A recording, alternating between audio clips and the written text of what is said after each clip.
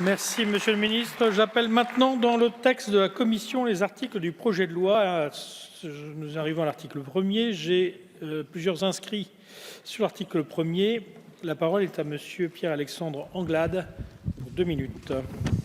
Merci, Monsieur le Président. Alors que nous entamons l'examen de cet article 1er, j'aimerais rappeler que si nous instaurons aujourd'hui une taxe sur les services numériques en France, c'est parce qu'au niveau européen, une poignée d'États membres, 4 sur 28, ont décidé de s'opposer à cette taxe.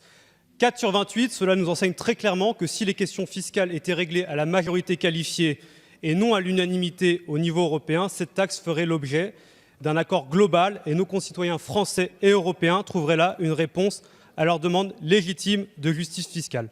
Plus de justice fiscale, c'est l'un des principaux messages martelés à raison par nos concitoyens lors du grand débat national. Alors cette taxe, elle est salutaire parce qu'elle rétablit une forme d'équité fiscale pour les entreprises et pour tous nos concitoyens qui, rappelons-le, contribuent à la richesse des grandes entreprises du numérique qui utilisent leurs données.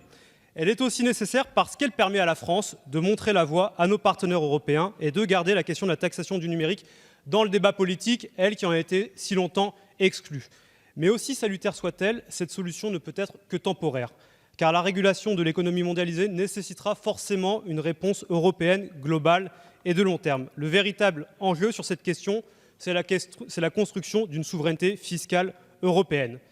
C'est le dépassement des horizons nationaux devenus inopérants face aux grands ensembles du monde que sont notamment les États-Unis et la Chine. Il s'agit là d'une question de souveraineté nationale et européenne. Dans quelques semaines, vous le savez, se tiendront les élections européennes. Elles sont, à mon sens, une véritable opportunité politique pour faire bouger les lignes en Europe.